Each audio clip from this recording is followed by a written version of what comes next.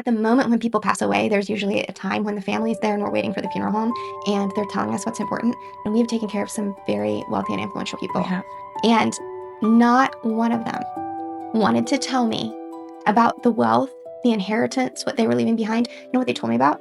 They told me about, and I'm sure that I think we've had a conversation about this, the relationships, the people they invested in, and often the art they created. Oftentimes, not anything famous, it was just what they loved. True.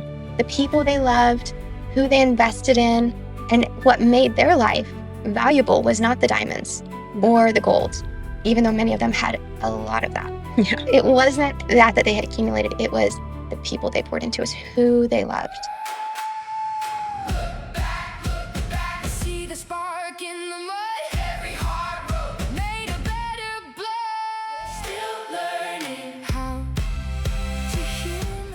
When did humans stop wearing things simply to survive and begin wearing things simply because they mattered? The answer may surprise you. Around 100,000 years ago, humans began wearing shells, beads, feathers, seeds, stones, and even the teeth and bones of animals they hunted. That's right, jewelry first appeared during the Stone Age. Some of the oldest known examples have been discovered in caves throughout Africa and the Middle East. Now, this was a time when survival demanded nearly everything people had. Our ancestors were learning to make tools, build shelters, control fire, make clothes, find food, simply trying to stay alive. Despite the demands of survival, humans still made time for beauty. And that's fascinating, because jewelry didn't help people hunt.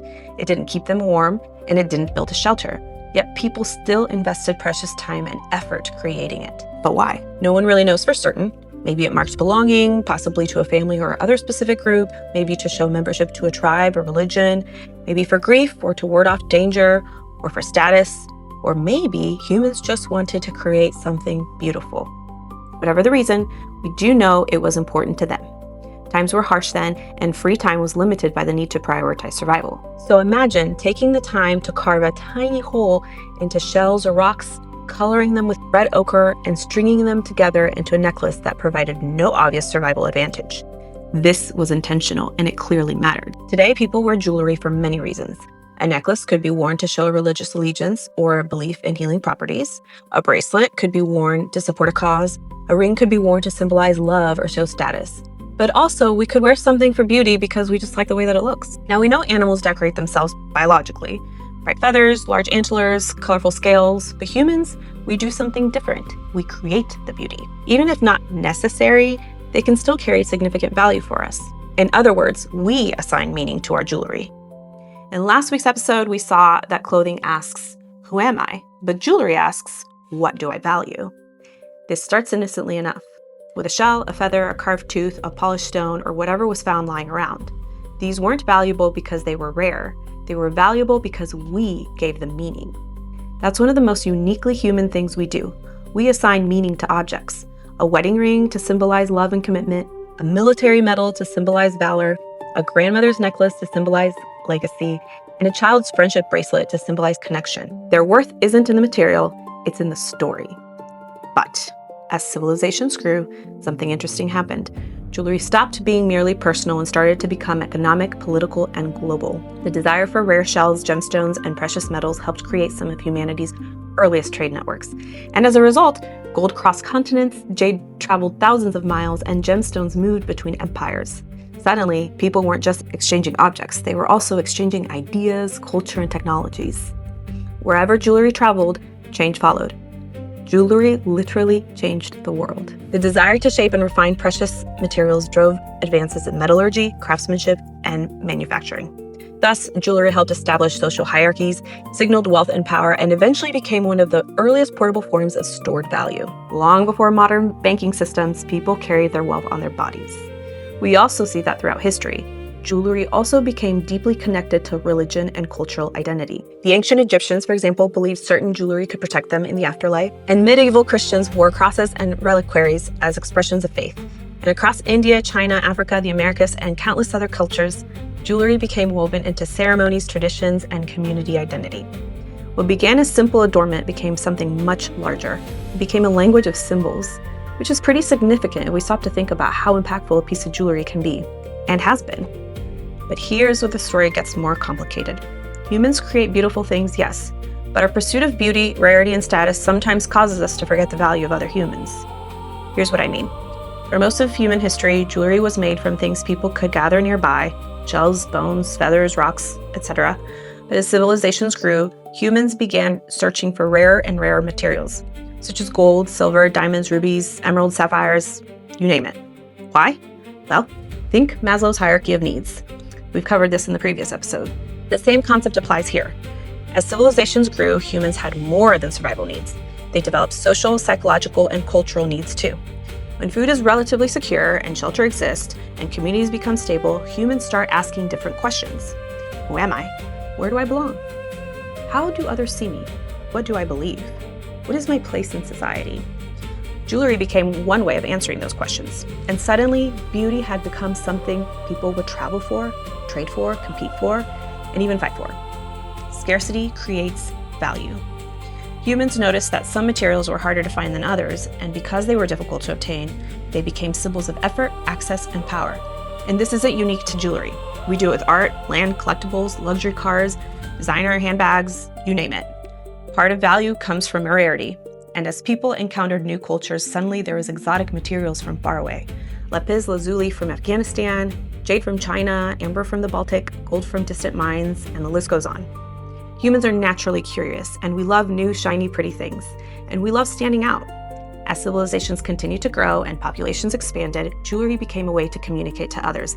I'm wealthy. I'm powerful. I belong to this group. I'm married. I'm a priest. I'm royalty. The object itself mattered less than the message it sent. But somewhere along the way, humans discovered a dangerous temptation: to confuse rarity with worth. Throughout history, precious metals and gemstones have helped build kingdoms, economies, but they also have fueled conquest, exploitation, and conflict.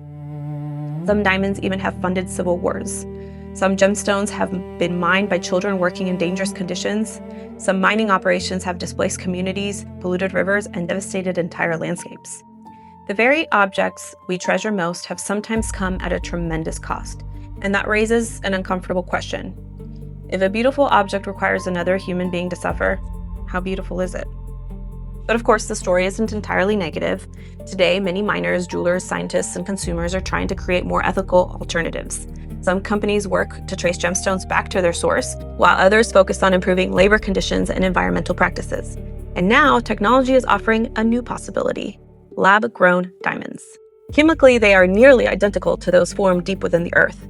To some people, lab-grown diamonds represent a more ethical future requiring less mining, less environmental disruption, and greater accessibility. But others point out that the picture isn't quite so simple. Laboratories require enormous amounts of energy, and the environmental impacts depend heavily on how that energy is produced. And if mining communities depend on diamond production for their livelihoods, what happens when demand shifts away from them? Like so many human innovations, there are no perfect solutions, only trade-offs. Humans have an amazing ability to create such beauty and make an ordinary thing extraordinary. Jewelry seems to have always reflected the human heart. Sometimes in our love, sometimes in our memories, sometimes in our generosity, and sometimes in our greed. The value of a person can never be measured by the things they own or the things they wear. The value of a person is in simply becoming the very best human they can be, and maybe that means learning that the most valuable treasures we have are each other. And then they wonder, what does it mean to live and to lead? Joining me, Becca, Hey for guys. this jewelry discussion. That's right. Yeah. So talking about jewelry, sure, but really I think underneath that, what is something worth and who gets to decide? That really is the question. I think jewelry, as we discussed, it went from, and it still is today to some extent, a place to kind of hold your, it's a secure investment. Sure. Even today, gold and silver and diamonds are secure investments Mhm. for the most part. They don't change value a lot. And when the markets are changing, they're a good thing to invest in. Right. So that is still true.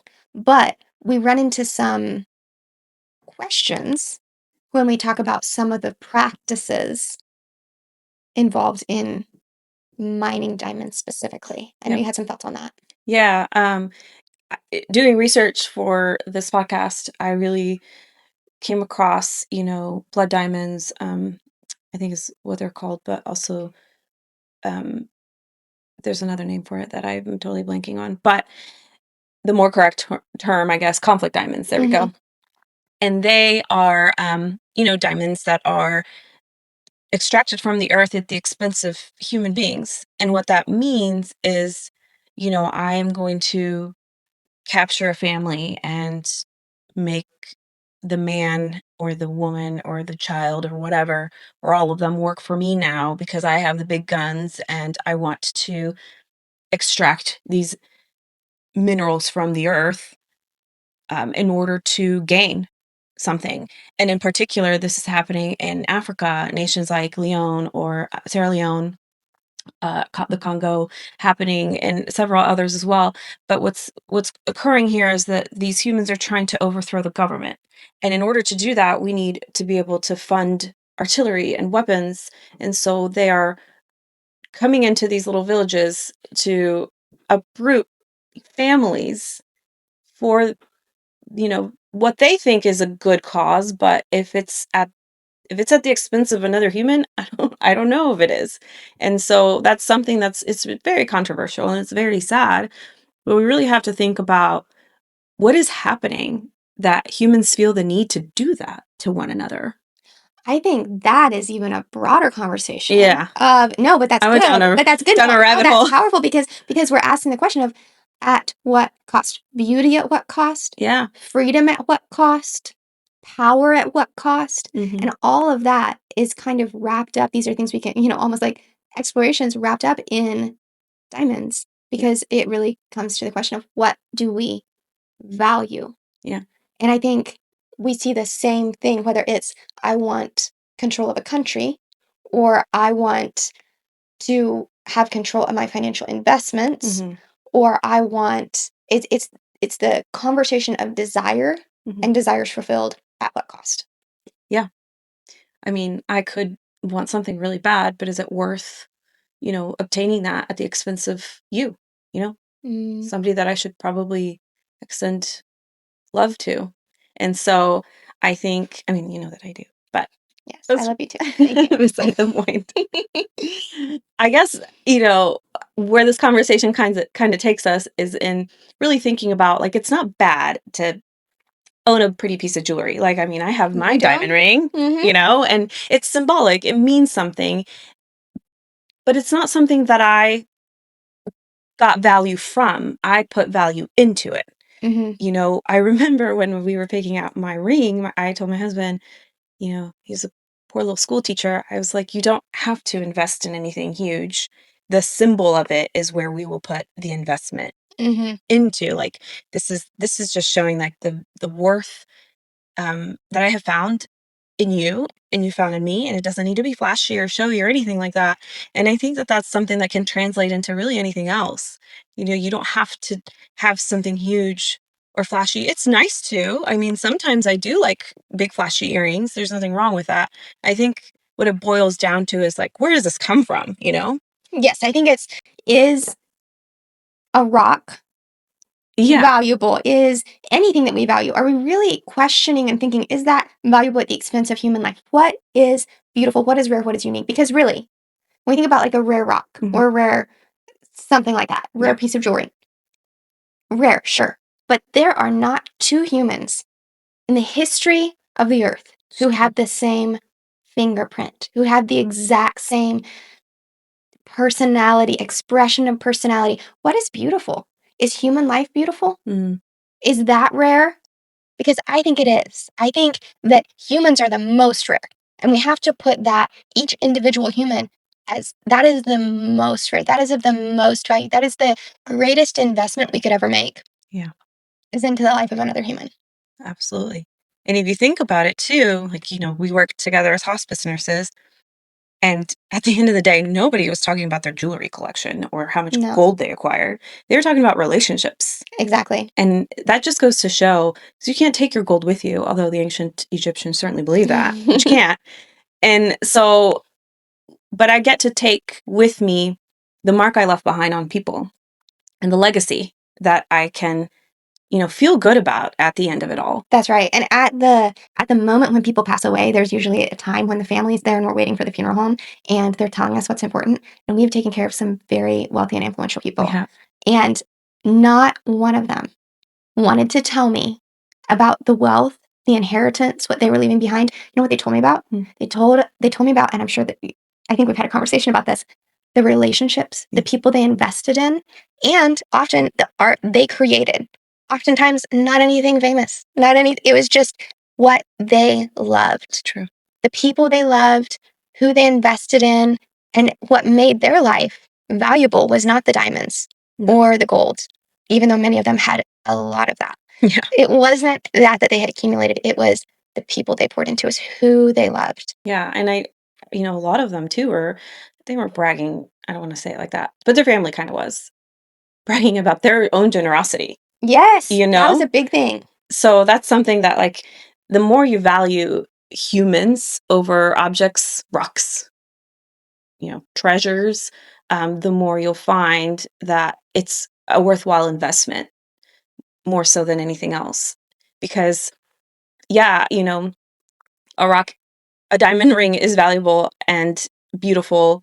But at the same time, if I go walking along the beach with my spouse and we find a rare little pearl, and make that into a rock, how much more valuable that to me is worth more than 10,000 gold rings. Exactly. Exactly. I mean, we're wired for connection. Yeah. I don't care who says something is rare and wonderful. Mhm. The reality is, no rock is going to bring any human the level of joy that true human connection and generosity will bring us. That's what psychologically and chemically our wiring rewards. And that's where the treasure really is, I think, is in those stories of, oh, where did you get that piece of jewelry? That's really cool and interesting. Well, I was, whatever. Insert your own story here. Exactly. Exactly. The jewelry with a story that's related to connection. Yeah. That's powerful. And then those And it brings connection.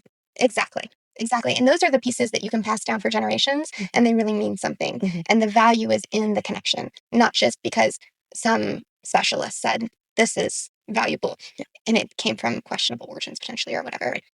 But also, at the same time, we're not poo-pooing, diamonds at all by any stretch of the imagination. In fact, my husband the other day was like, you need a nice pair of diamond earrings. I was not going to say no to that. No. I'll sign him. Yes, please. I will take that. However, I'm going to be much more mindful, especially after researching for this podcast episode, much more mindful about where I'm getting my product. Yes, you were telling me about a program that was it through the UN that kind of tracks diamonds. What's that called? It's called the Kimberley process. Kimberley process. Yeah. Okay, Kimberley process. What they do is they kind of have made it illegal for diamonds to come from countries or from individuals or sellers that have exploited other humans, which is really great. Actually, 86 countries are enrolled in this program. Oh, wow. Yeah, and it represents 99% of the total global diamond trade. So if you do your research, obviously, but that's a good place to start, probably, to say, I want to buy something for someone I love, and I also want to make sure that it's a true gift of love. Yeah. That it doesn't come with this negative baggage attached to it. I want to give them a true gift that's really meaningful and loving all the way through. Absolutely. And this organization it's not perfect. Things have slipped through the cracks, which is why it's also important to do your own research. Kind of like, there's other little companies that say, you can even track this diamond to the very beginning. That's cool. Yeah. So there's different ways to do this, but I think that, again, don't throw away all your diamonds because you think we poo-pooed it. We didn't. I promise. I got diamonds. It's fine. I think that the real issue is the cost. Do we value that over a human life, or is a human life more valuable?